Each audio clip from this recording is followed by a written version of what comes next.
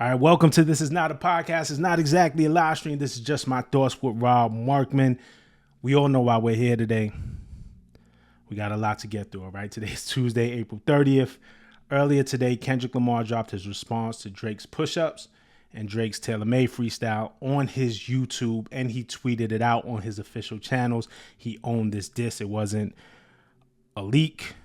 It wasn't something that we had to wonder about. We knew right away it came from Kendrick. The track is called Euphoria. Now, again, I don't believe in the clock. I know a lot of people have been counting down, but just to keep the count correct, Euphoria comes 17 days after push-ups, about 10 days after Taylor Made, all right?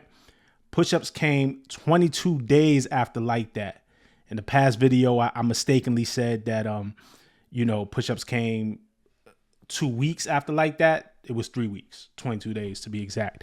So my apologies on that. Again, this is why I don't believe in the clock. Like the concept of a clock in this, it just doesn't make no sense. It's about making the best record, all right? So before I even start getting into breaking this down, I'm going to say this.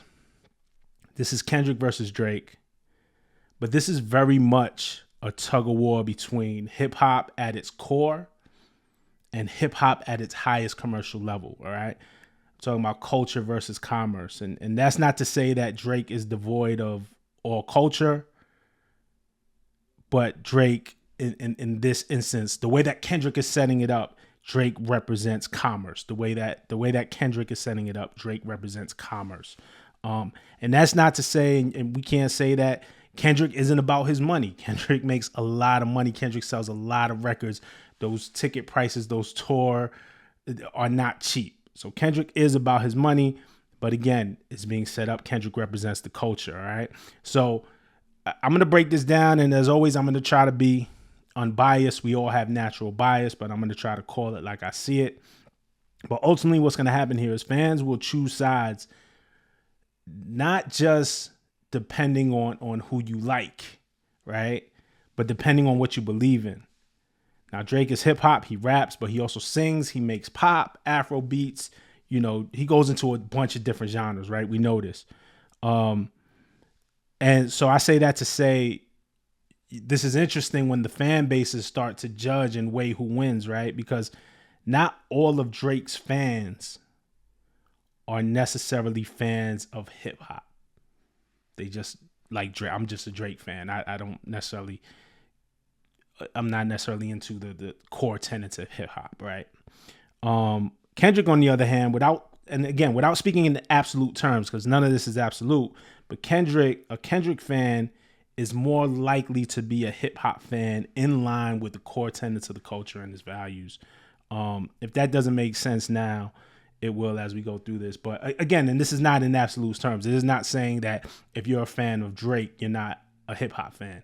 That's not what I'm saying. What I'm saying is if fans of Drake don't necessarily have to be hip hop fans.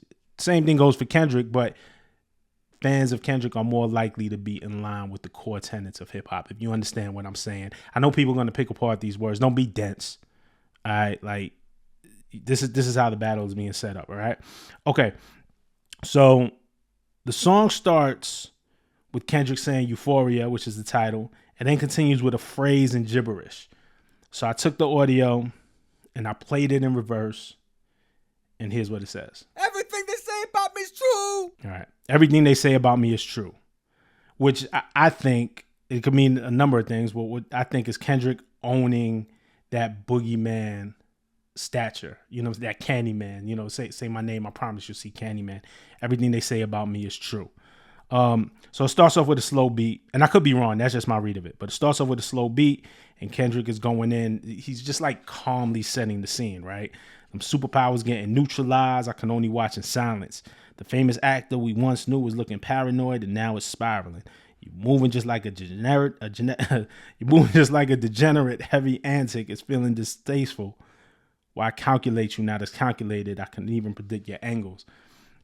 Now, remember my Taylor Made video, I talked about Drake neutralizing angles or trying to neutralize the angles that Kendrick can use, right? Like, sound familiar? Some of these words sound familiar, y'all. But I mean, that's what it's all about. I said, man, this whole thing is about predicting the right angles, right? So Kendrick is saying, hey, I can even predict your angles.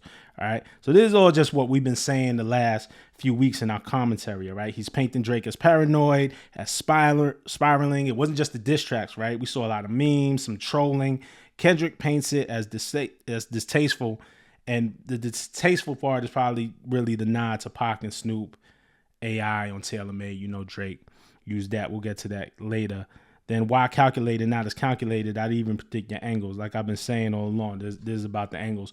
But, you know, I don't know. Kendrick, if you look at it one way, you could say, well, Drake hasn't been moving paranoid. You know, he's just living into the memes. This is how you battle in 2024. You use the memes, you use the jokes, posting Ant, you know what I mean? Ant Soleil, who's Kendrick's manager or part of Kendrick's team along with Dave Free and them. So you can look at it two ways. Kendrick is painting this as paranoia, as he's spiraling, as the memes, like you kind of don't know what to do, so you do everything. Again, you pick which side depending on what you believe in. You know what I'm saying? Okay, so remember when push-ups dropped, right? I said, you know, the line, I'll be around some bodyguards like Whitney, was a weird line, a reference to Whitney Houston and the movie Bodyguard, of course, but also a reference to Kendrick's wife. Drake with that was kind of alluding to him like knowing something that we didn't, right? And he did it with Push's wife's name on Made Freestyle when he said, I'm gonna let it ring on you like Virginia Williams. So use the wordplay, but drop Push's wife in there. He did it on For Free. Last year I had Drama Girl, Not Right Now. You know, a very slick way to get at DJ Drama. I had Drama's Girl. Last year I had Drama Girl, Not Right Now. You see what I'm saying? So what I'm saying is the Whitney line is a very Drake thing to do, right? So why mention her name? What is it Drake is suggesting about Whitney and the bodyguard? And Kendrick addresses it and basically says that Drake has nothing. He's calling cap. So the lyric is, fabricate stories on the family front because you heard Mr. Morale, a pathetic master manipulator. I could smell the tails on you now. You know, Mr. Morale, we all heard that album, right? Kendrick is talking about his battles, his infidelity, his issues with his wife. And so, you know, Kendrick is just saying, yeah, you heard the album. You know that, you know, I've had some marital problems and now you're kind of spinning these lies trying to go off of that. So we'll see. Kendrick continues and you know, this starts to get at the fundamental difference between the fans of Drake and the fans of Kendrick, right? What I was talking about earlier. Ultimately, in a very simplistic manner, the core values of hip hop versus the growing commercialism of hip hop, right? Just a couple of years ago, we were talking about how we're the number one genre in sales and in streaming, and which is amazing. But that comes at a price. When you're everything to everybody, you start to lose core tenets. But here's Kendrick's lyrics. He says, you're not a rap artist, you a scam artist with the hopes of being accepted. Tommy Hilfiger stood out, but FUBU never had been your collection.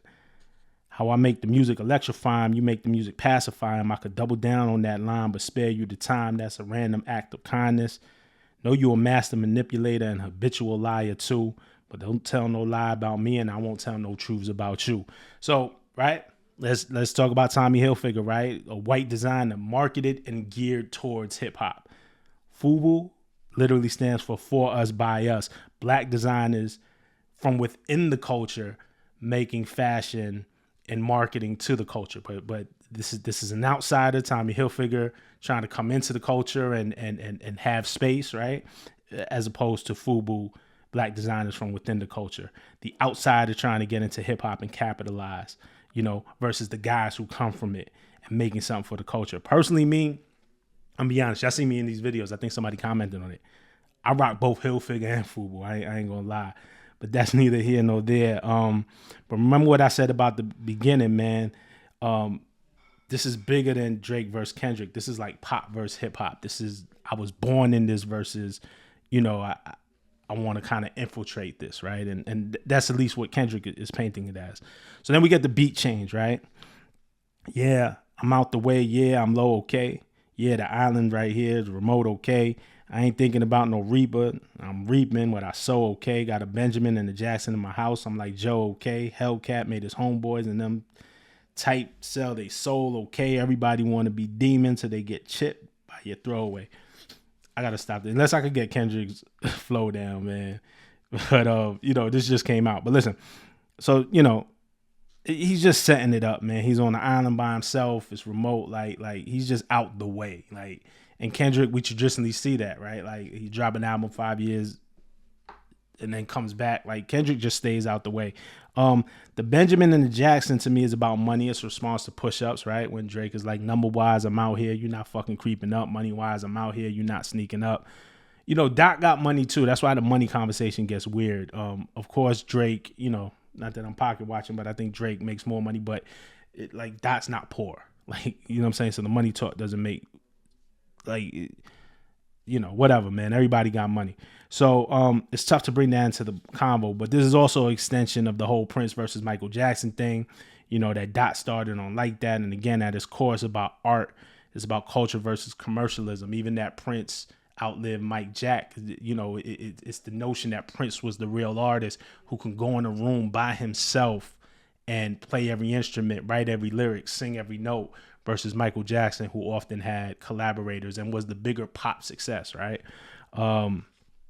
Everybody wanted to be demons, so they get chipped by your throwaway, alluding to push-ups, right? When Drake said, don't wake the demon up. Again, good versus evil, godly versus the devil. Like, it kind of feels like Kendrick just keeps driving this home. And then Kendrick says, and I might do a show a day. Once a lame, always a lame. Oh, you thought the money, the power, the fame will make you go away? Again, money versus culture. Who are you at your root, right? They always say that money doesn't change people. Like, you're the same person you are when you get money. It's just exacerbated, right? So who are you at your root? Again, this is what Kendrick is setting up. And it's also a callback to like that. You know what I'm saying? You thought the money, the power, the fame will make you go away. Like that, he said DOT, the money, power, respect. The last one is better. It's a lot of goofies with a check. Again, it's Kendrick saying, hey, I want the respect. Hey, there's a lot of other things I'll put over the money. This starts to remind me a little bit, and again, when I'm talking about the fundamental differences between them, right? This reminds me like coming up when Bad Boy started getting super pop, especially right after Big died and Puff was dropping No Way Out and Mason and taking hits from the 80s, but it sounds so crazy. It was just more of that in overdrive.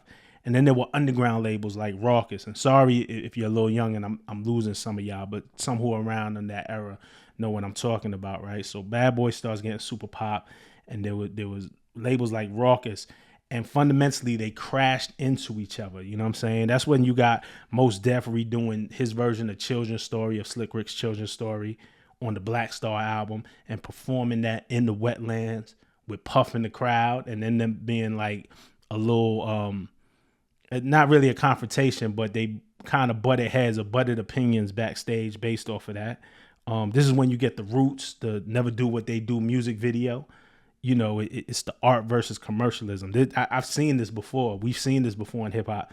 This is starting to feel like that. And because hip hop has reached new heights in popularity, higher than it's ever been, there's going to be a natural resistance to that. And I think Kendrick represents that resistance. All right. These two guys, again, represent two different things in the culture. Kendrick goes on to break down at least what he sees as the fundamental differences, right? Have you ever played? Have you ever, okay, let's play. Have you ever walked your enemy down with a poker face? Have you ever paid $500,000 for an open case? Well, I have, and I failed at both, but I came out straight.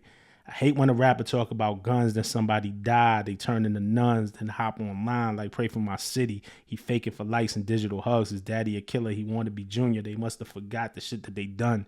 Dementia must run in his family. But let it get shaky, I'll park your son. The very first time I shot me a Drake, the homie had told me aim that way. I didn't point down enough. Today I show you I learned from those mistakes.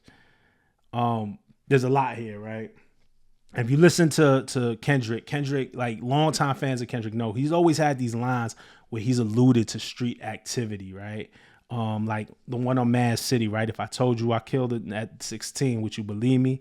Perceive me to be innocent Kendrick you see in the street with a basketball and some noun laters to eat. If I mentioned all of my skeletons, would you jump in the seat? Would you say my intelligence now is a great relief? What's true, we don't know, and there's more lines like this, but there's always been stuff in Kendrick's past on Kendrick's lyrics that make us question, was he really that good kid, and what is he seeing? And then, XXX from the Damn album, there's just a bunch of songs where Kendrick tells us he isn't like the peaceful guy that we think he is. So, some real wordplay on here. Obviously, the dementia must run in his family, but let it get shaky. I'll park your son. It's almost an obvious bar. Dementia, forgetfulness, Parkinson's disease, you shake uncontrollably. But they're two separate things. But Parkinson's, the interesting thing is, as Parkinson's progresses, people can develop dementia. So they're related. So, just the way that these bars are connected. Also, the first time I shot me a Drake, the homie told me that aim it this way. So Drake, the gun, Drake, the rapper. So, there's a lot of wordplay in here. The whole pray for my city thing. We see that, like, what do you promote in your music versus, when shit goes down, pray for my city. Then he said, somebody had told me that you got a ring on. God, I'm ready to double the wage. I'd rather do that than let a Canadian make Pac turn in his grave. That's a reference to the ring that Drake bought that originally belonged to Pac. So the report goes that Drake bought the ring at a Sotheby's auction and paid a little bit over $1 million for it. But the pre-sale estimate of what that ring was going to go for was $200,000 to $300,000. I don't know what it was that drove the price up. Obviously, there was more interest, but Drake paid over $1 million, got the ring. Another subtle hint that the money allows you to do things within the culture. The money opens things up. And then I'd rather do that than let a Canadian make Pac turn in his grave is a reference to the AI Pac on Drake's Made Freestyle. And, we all know that Pac's estate threatened legal action unless Drake takes down the record, and he eventually took it down. And me personally, like, I'm generally against AI and the way it's been used in music. We talked about this before, but I wasn't as mad at Drake using the AI Pac voice because I never thought he was trying to trick me, right? As soon as I turned it on, the first couple of bars come on, and I know it's Drake rapping as Pac. But when the estate presses you, and you got to respect their wishes, you know what I'm saying? All right, we're going to skip down a few bars, where he gets to the GOAT part, right? There's 3 GOATs left, and I see 2 of them kissing and hugging on stage. I love them to death, and in 8 bars, I explain that phrase. It's nothing nobody could tell me, huh? I don't want to talk no selling, huh? I got language barriers, huh? There's no accent you could sell me, huh? Yeah, Cole and Aubrey know I'm a selfish. The crown is heavy, huh? I pray they my real friends. If not, I'm YNW Melly. This is all about first-person shooter, right? Kendrick, Cole, and Drake. First-person shooter was Cole and Drake, right? But remember that I told you on, I believe it was Like That video, where I said that they were close to doing the track together. Somebody from one of their camps, I'm not going to say which camp, but somebody from one of those 3 camps, very closely connected, very closely involved, told me that they were close to doing the track together.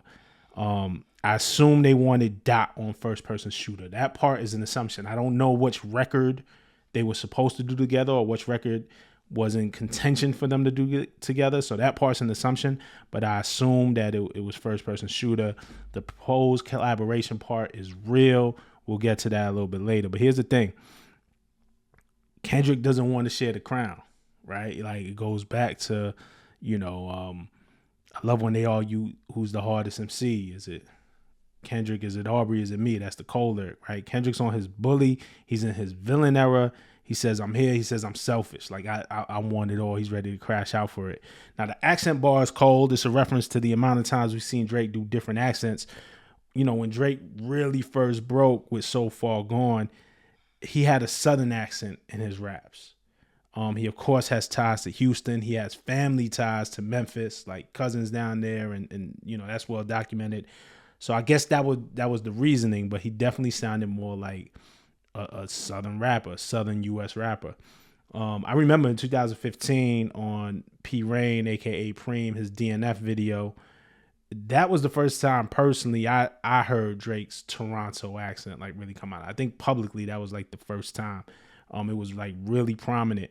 And then, Drake, there's a Caribbean accent, a bit of a UK accent that he used. Obviously, there's a cultural connection to Toronto and the Caribbean. and the Caribbean and the UK. Like, so there's all a connection there. But Drake has a bunch of different accents. That's just the fact. We've heard him use different accents prominently. So the ain't no accent you could sell me. Again, the sell me part, right? Again, it's about money. It's commercialism. Drake is an international artist. He appears at points all across the map. The music makes him appeal to the world. For some people, that's a good thing, right? For others, that's the bad. It just, again, depends on what side that you want. Like, who wouldn't want to be able to tour in the U.S. and be big in Canada and be big in the U.K. and in the Caribbean and in Africa? Like, it's just about what do you want out of this art, out of this business, and what are the things you're willing to do to get it. So again, this is Kendrick just maybe painting the differences. And so like that sell me, that ain't no accent you can sell me, the sell me part I think is very prominent. YNW Melly is charged with a double murder of his two so-called friends. So that's what that line is. Like, yo, like I pray they my real friends. If not, I'm YNW Melly. Like, again, and metaphorically, like I'll kill these guys. Like, and Cole, Drake and Kendrick, I don't believe really they had a relationship. Remember, they went on tour together. Kendrick was on Buried Alive on Take Care. They definitely had a relationship, but I think Cole and Kendrick have a real friendship. And Kendrick is just saying, hey, this is how far I'm willing to go. Some more lyrics. I don't like you popping shit at Pharrell. For him, I inherit the beef. Yeah, fuck all that pushing P. Let me see you push a T. You better off spending again on him. You think about pushing me. He's Terrence Thornton. I'm Terrence Crawford. Yeah, I'm whooping feet. We ain't got to get personal. This a friendly fade. You should keep it that way.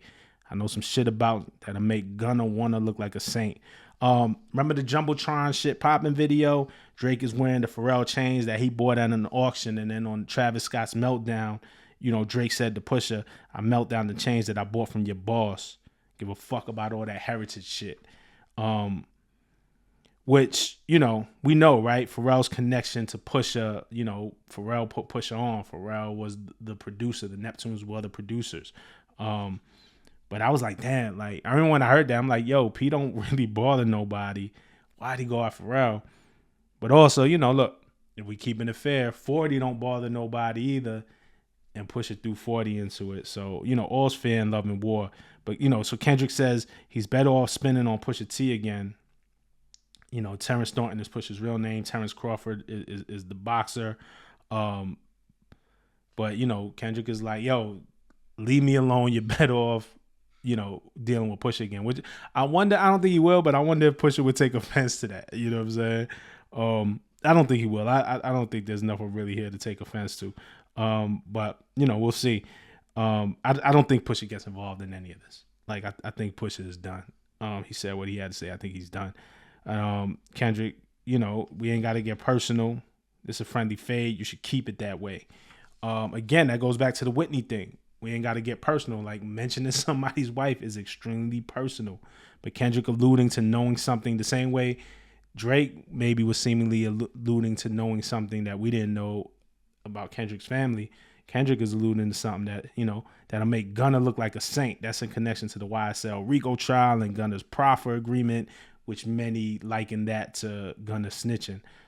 So did Drake snitch on someone? Like, what's going on in the OVO camp? Like, we really don't know. This is all like Kendrick is just alluding to this. So it'll be interesting to see if this goes further in the future. But I love this, right? This coming up right here is like the crux of the beef, right? Remember in the Like That Explained video that I did too, I said that Kendrick is in his villain era. We saw the Good Kid, Mad City. We saw, when we saw him on To Pimp a Butterfly, it was more like introspective. It was the survivor's guilt of him going on tour, leaving his hood, seeing his friends die. It was the complex feelings around that. Damn was really just him showing that he could have big pop moments. Mr. Morale was vulnerable about his relationships. And I think this year, whatever this next Kendrick album is going to be, if it indeed is coming this year, it's just going to be Kendrick being a villain. Like, Kendrick just like, I'm going to take what I want, like on some Joker shit. You know what I'm saying? And I think there's that side to Kendrick that we haven't seen yet. But this next part to me is the crux of I love this because he doesn't make excuses. He says, this ain't about critics, not about gimmicks, not about who the greatest. It's always been about love and hate. Now, let me say, I'm the biggest hater. All right.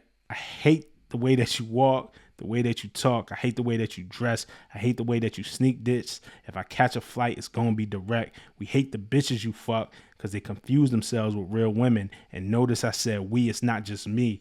I'm what the culture feeling. So there's all these reasons like, yo, what happened between Kendrick and Drake? Again, Kendrick was on the Club Paradise tour. He was on the Take Care album. He had his own solo track. Like, what happened? Like, Kendrick is just saying, fuck all that. I'm a hater. I hate you. I can't, you know what I'm saying? Like, he doesn't need a reason. You know what I'm saying? And I thought that was bold because mad people would be just, oh man, Kendrick's just being a hater. Nah, Kendrick said it. Nah, I'm the biggest hater. So again, I just think it's the fundamental differences between them, the way that you walk, the way that you talk, the way that you dress. Like, is this hip hop or not? Is this part of my culture or not? Is this part of black culture or not? Like, this is what Kendrick is getting at, right? The sneak dissing, like Drake throw a lot of sneaky lines. Kendrick is saying, hey, I'm gonna be direct. The bitches you fuck, they confuse themselves with real women. But then this part, notice I said we, it's not just me. I'm what the culture feeling. Like I said in the beginning, this is not just about Kendrick and Drake. This is about what you believe in, right? And how you view hip hop, how you value hip hop, and how you value culture, and how you value what this art means and what this lifestyle means. So that's why I say it's bigger than Kendrick and Drake. And that line is important. Notice I said we, it's not just me. I'm what the culture feeling. He goes on and talks about the fundamental differences between them. How many more fairy tale stories about your life till we had enough? How many more black features till you finally feel that you're black enough? I like Drake with the melodies. I don't like Drake when he act tough. The more Drake has grown successful, we've seen it, the more he's become menacing, right? Remember how it was jarring to hear? At least for me it was. If you feel different, say so in the comments. But when I first heard headlines and Drake was like, you don't want to make me catch a body like that, I was like, oh, this is different. Like, this is like headlines I was like, oh, this is different. You don't want to make me catch a body like that. Okay. We get mob ties Drake. And it's funny because Drake actually addressed this himself on For All the Dogs on Away From Home when he said, to keep it real, I wasn't really gangster till now. I was living on a cloud. I was quiet as a mouse. I was in the club getting lost in the crowd. Wasn't doing what I wanted to. Did what I was allowed. I do what was allowed. So this is even Drake. Drake has admitted this himself. Like, he wasn't always this confident, this bravado, this chest beating that he's doing wasn't always a part of him. So no matter what the perspective and where you land, if you're Team Kendrick or Team Drake, you have to admit, again, the truth is that there's been a progression of how gangster and how bold and how menacing Drake has become, or how menacing he appears to be or presents himself to be. I'll let you decide, but there's a progression. And Kendrick tests this theory. He said, man, you're going to bring Puff back. You're going to make them bring back Puff. Let me see if Chubbs is really crashing something. Yeah, my first one, like my last one, it's a classic, and you don't have one. So the Puff thing, right? I'm assuming we all know this. Maybe we don't. But the word is back in 2014 in Miami, Puff and Drake got into an altercation outside of Club Live. Supposedly it was over the 0 to 100 beat that was, I guess, supposed to be originally for Puff, and Drake swiped it and kept it for himself. The word was, as legend has it, Puff got the best of Drake in that altercation, that there was a scuffle. And Drake injured his arm. His arm was in a sling. If you remember that, there was a couple of pictures of Drake with an arm in a sling. And then shortly after that, we got 4 p.m. in Calabasas where Drake throws shots at Puff. So there was definitely something between them, right? So, that's what Kendrick is saying, man. Like, you're going to make me bring back Puff. Let me see if Chubbs is really ready to crash something. Like almost testing his gangster or just alluding to that episode. So we'll see, you know what I'm saying? Then Kendrick goes on to his discography. Remember, Cole called that into question. So Dot went in and said the first one's a classic, and that depends. Some of us count Section 80 as the first one and classic. Some people count Good Kid, Mad City, which was the first major label album, as a classic, and that's his first one. So wherever you stand, it still stands. The first one's a classic, so that could be Section 80 or Good Kid, depending on your purview. And he said the last one was too, which was Mr. Morale, and then he says Drake doesn't have none. So again, this is just like MC Bravado shit. Look, to me, in my opinion, Take Care is a classic. Nothing was the same as a classic. If we're counting So Far Gone, I know people was like, yo, that's a mixtape. As a body of work, So Far Gone is a classic also. I know a lot of people who put If You're Reading This Is Too Late in the classic category. Personally, not a classic for me. We could debate about this all day, but I feel what Kendrick is saying here, but Drake has classics. Take Care is a classic. Nothing Was the Same was a classic to me. So Far Gone, a classic. Then we get into Let Your Core Audience Stomach That. This is the wordplay. Let your core audience stomach that. And tell them where you get your abs from. V12 is a fast one. Bow, bow. Last one. Headshot for the year. You better walk around like Daft Punk. So the wordplay here, right? Core, stomach, abs. Let your core audience stomach that. Core audience, but the core is, you know what I'm saying? You see what he's getting at. So it's always been rumored that Drake gets lipo or his abs reconstructed. There's some type of surgery going on. Ross called him BBL Drizzy, so we heard that before. Drake said, Pusha said, on Story of Anodyne, remember he teased it's gonna be a surgical summer, so Pusha teased that Joe Budden said it on Afraid, that Aubrey not the one we trusted, not the one with his stomach sculpted, you know what I'm saying? So this has been picked at before, right? Like the Drake, the plastic surgery. Kendrick goes on, Top Dog, who the fuck they think they playing with? Extortion, my middle name. Soon as you jump off that plane, bitch. I'm allergic to the lame shit. Only you like being famous. Yachty can't give you no swag either. I don't give a fuck about who you hang with. That's a response to push-ups and drop and give me 50, you know. Drake says, extortion, baby. Whole career you've been shook up because Top told you drop and give me 50 like some push-ups. So we get back to the extortion and the splits, right? And I'll get back to that later, but as soon as they jump off the plane part, right? As soon as they jump off, extortion, my middle name, as soon as you jump off that plane, bitch. That's just the thing that Cali is known for, checking in, just making kind of people pay their way. So he's going into that. Only you like being famous bar. Again, that's the push and pull between the art and consumerism, artistic versus celebrity. Look, it's very hard. Kendrick drops an album, disappears for a couple years, comes back. It's very hard to keep the public's attention in this era, and Kendrick does that beautifully. He can disappear and come back, and we're still checking for him. It is also tough to constantly be in people's faces and be so omnipresent. And Drake, since So Far Gone, like, I feel like we haven't gone 6 months without Drake. Obviously the albums come and go, but the prominent features or like Drake has just never gone away since So Far Gone. And I think both things are difficult to do in terms of a career, right? But again, it just depends on what you value the most. Do you want to be seen? Do you want to be famous? Do you want that life? Or do you want the more artistic merit? Again, this is the crux of what they're going at. And then Yachty can't give you no swag. I made a video after the Yachty reference track leak for Jumbotron Shit Poppin', and I have a reference for Back Outside Boys. Yachty called himself the Secret Recipe. We know that Yachty is writing and collaborating with Drake on rhymes. Again, Jumbotron Shit Poppin' was damn near word for word the whole song, and it was a reference track. Back Outside Boys, very similar.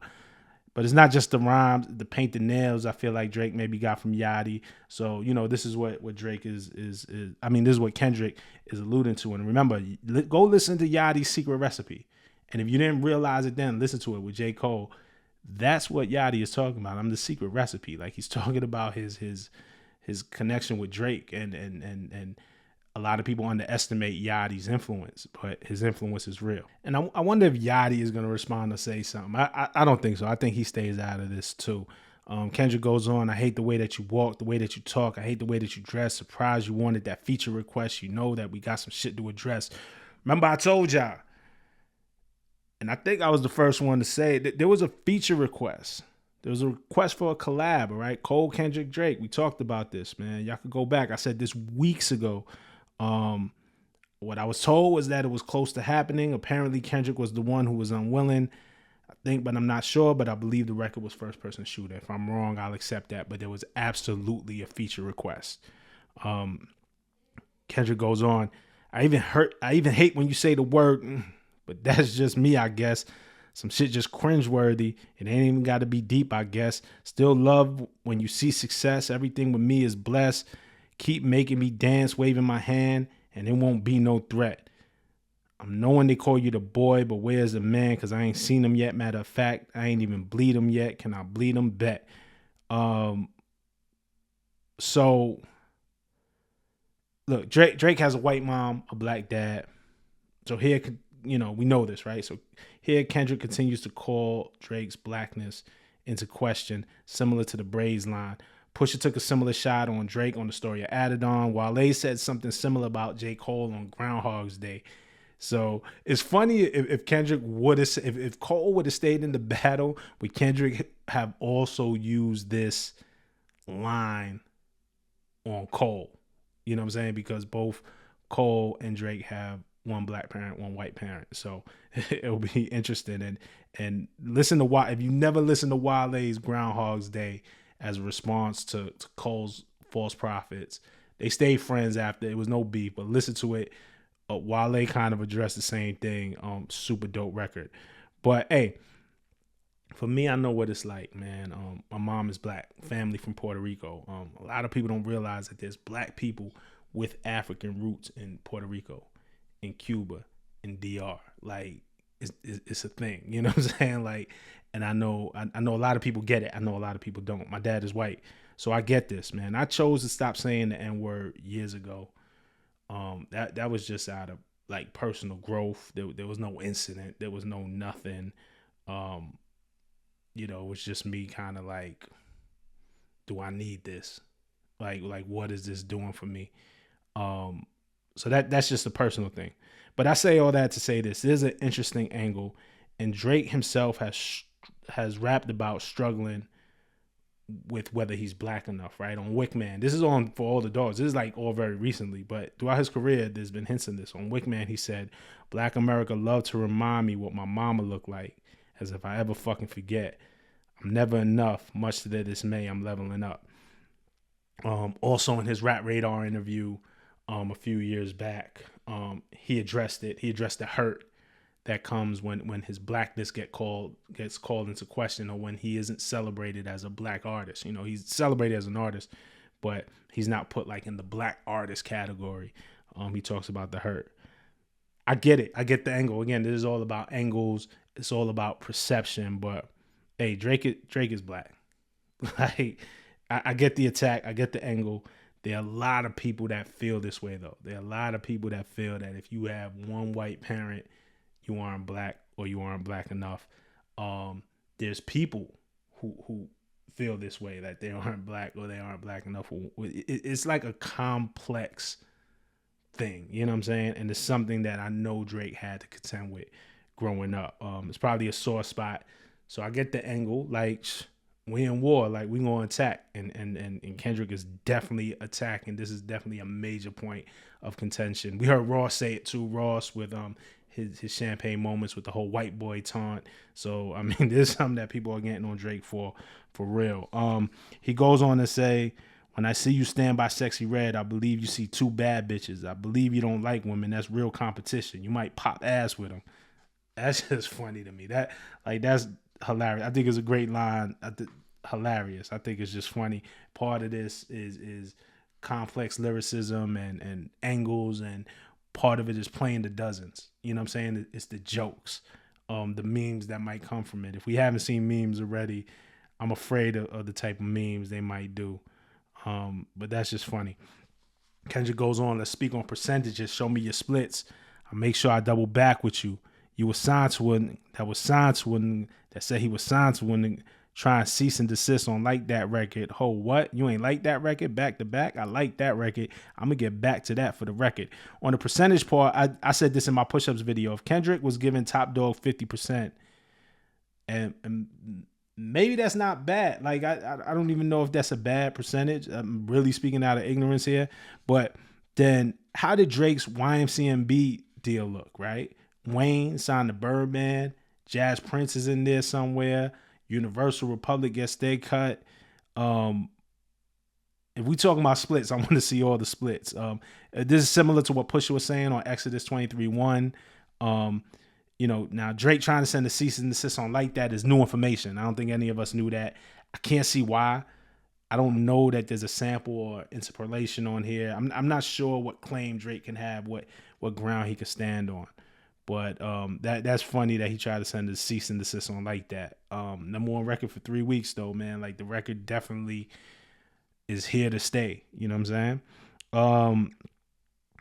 Let's go on. He says, why would I call around trying to get dirt on? Y'all think all of my life is rap. That's whole shit. I got a son to raise, but I can see you don't know nothing about that. Waking them up, know nothing about that. And telling them to pray, know nothing about that. And giving them the tools to walk through their life day by day, know nothing about that. Teaching them morals, integrity, discipline. Listen, man, you don't know nothing about that. Speaking the truth and consider what God's considering. You don't know nothing about that. Pretty self-explanatory. Again, Kendrick is just setting up the differences or the perceived differences between him and Drake. One, my life doesn't revolve around rap. Two, I'm a father. And, I don't know what kind of dad Drake is. I can't make that claim. I'm not in a battle with him. But this is what Kendrick is saying he stands for, right? Morals, integrity, discipline. It all falls in line. And then he's giving that to his son. Now we get to the writers, right? Ghostwriters, writers, credits versus credit versus non-credited. This is the debate, but the writers, right? Now we get to the writers. Ain't 20v1, it's 1v20. If I got to smack niggas that right with you, yeah, bring them out too. I clean them out too. Tell Beam that he better stay right with you. Am I battling Ghost of AI and feeling like Joel Osteen? Funny, he was in the film called AI. And my sixth sense is telling me to off him. Remember, Drake said it was 20v1 on push-ups because he was going against Kendrick, Future, Metro, Ross, Weeknd. So Dot flips that and brings up the writers Drake works with. One of them is Beam, who's a writer, real name Tyshane Thompson. And we got to check the credits. He has a writing credit on Having Our Way, and that's the Migos featuring Drake. But who knows exactly what he did? Like, I can't say for sure, right? What he contributed, regardless of the details here, right? And I really got to look into this Beam thing. I promise I'll look in, and if there's something there, I'll do another video and break it down. But regardless of Beam and Beam's specific contribution, we know Drake uses writers. Like it's known. We heard the references. We heard the Yachty references. We heard the Quentin Miller references. We see the credits. There's all type of names that show up in the credits of guys who aren't producers or beat makers getting writing credit. So we know that he uses writers. Like, we know this. The Joel Osteen is an evangelist. Haley Joel Osment is the kid from the movie Sixth Sense, and AI was a movie in 2001. I think Dot might have confused the two, but there's also some word bending that he's doing here, so I don't know. But Joel Osteen and Haley Joel Osment are two different people. I'm not really sure, but we'll move on. Kendrick then starts to really draw the lines. If y'all know, let me know though. My bad. If y'all know what he was getting at, let me know. I was a little confused by that line, but the whole Sixth Sense AI thing, it was cool. I just wonder if they really connect because he might be talking about two different people. But if I got it wrong, let me know. I'll own up to that. Kendrick starts to really draw the lines between LA and Toronto. Like, it's also interesting. Like, it's not, he's also like standing up for America. Like, it's not just like hip hop and culture and blackness. And now he's drawing a line between LA and Toronto. He's saying, I'm a blittins all in they coffin. Yeah, OV Holdings is dick riders. Tell them to run to America to imitate heritage. They can't imitate this violence. What I learned is niggas don't like the West Coast, and I'm fine with it. I push the line with it, picking off one at a time with it. We could be on a 3-hour time difference. OVOO is hilarious. Then Dot gets into imitating the Toronto slang and accents. Don't speak on the family, Crody. It could get deep in the family, Crody. Talk about me and my family, Crody. Someone gonna bleed in your family, Crody. I be at New Ho King eating fried rice with a dip sauce and blammy, Crody. telling me you're cheesing, fam. That's definitely Toronto slang. We could do this right now on camera, Crody. Crody is Crip slang for Brody. Instead of you replace the B with the C, Crody. Definitely I've heard Drake say it. I feel like it's a Toronto thing. Plus, I didn't do it justice. The way Kendrick does it is really like in the Toronto accent. New Ho King is a Toronto Chinese restaurant. So like he's really just like pushing the line to Toronto over here. Then after that, the song pretty much winds down. So here are my thoughts, right? The record was hard. It's a dope fucking response. Like That was the hit record with staying power that people will remember. Euphoria is the rap record that cuts deep, that hip hop heads will remember. I don't think we're gonna come to a consensus with this, at least not yet, right? My guess is Drake fans will try to downplay this. They'll try to write it off. It's not the knockout punch. But what it does is it sets a tone and it gets to the crux of what this battle is all about. And again, to me, at least what I perceive is about this commercialism versus culture and what Kendrick stands for, right? Kendrick is standing up for culture. Now, again, I said this before, Kendrick is a business too. Kendrick is not, he's not rapping for free. Like let's be real. But Kendrick is saying that he's largely invested in culture in a way that Drake isn't. This is just going to create more divide, though, because Drake fans aren't necessarily, like I said before, they aren't necessarily hip hop fans. They aren't necessarily standing up for the tenets of the culture. You know, when hip hop fans say, yo, you're supposed to write your rhymes. You know, like you're not supposed to have writers. You know, Drake fans say, well, you know, Michael Jackson has writers. Beyonce has writers. And it's different. They're not kind of holding the line or this stance of what hip hop is supposed to be. So this is going to create more of a divide. This is not just about who you're a fan of. It's about like what you believe in. And you know, they're Drake fans who may not be into the culture of hip hop as much. That's not to say, again, if you listen to Drake, you can absolutely be a hip hop fan. But we all have to agree that Drake has fans that just are Drake fans. You know what I'm saying? And vice versa is Kendrick has fans that again are probably more in tune to hip hop.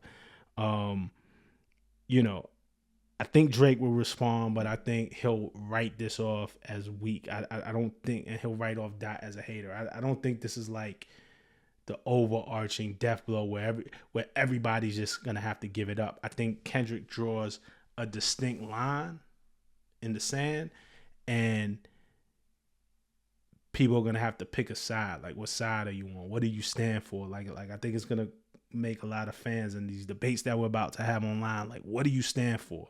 Where do you stand? What are you holding the line for?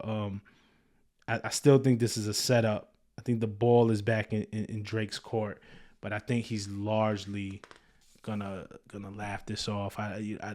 He's gonna act like it didn't hurt. And maybe it doesn't hurt, but this is a dope diss. Me personally, and I'm a fan of them both.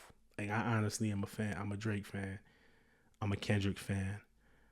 At the end of the day, I'm a hip hop fan. I believe in this culture. I'm ingrained in this culture. You know, if I have to pick a side, like, I'm leaning more Kendrick. Again, when I'm talking about this line that he's dividing, like, I'm just always gonna stand with authentic and being true, and not everything has to be commercial. You know what I'm saying? Like, that's kind of what he's setting up. That's just who I am. But ultimately, I say all that to say I don't think this is the knockout blow. This isn't the nuclear bomb. This isn't this isn't gonna end Drake. I think all this does is this fuels. If you didn't like Drake, if you didn't like what Drake stands for, this adds fuel to that. And if you fuck with Drake, you're gonna, whatever he drops next, you're gonna ride on it. It just really forces people, maybe now more than ever, to pick a side. But you know, it's gonna be interesting. Those are just my thoughts. I try to stay unbiased as possible, but I'm gonna give you my truth. I like what I like. I am who I am. This was a great response. I love it. But, you know, I don't think this is the end. So let me know what y'all think in the comments. Y'all know how it is, man. Like, even if y'all don't agree with me, I'm right in there with y'all. And we could talk this back and forth for sure. I love the community that we building, man. I appreciate y'all watching. To the next one. Peace.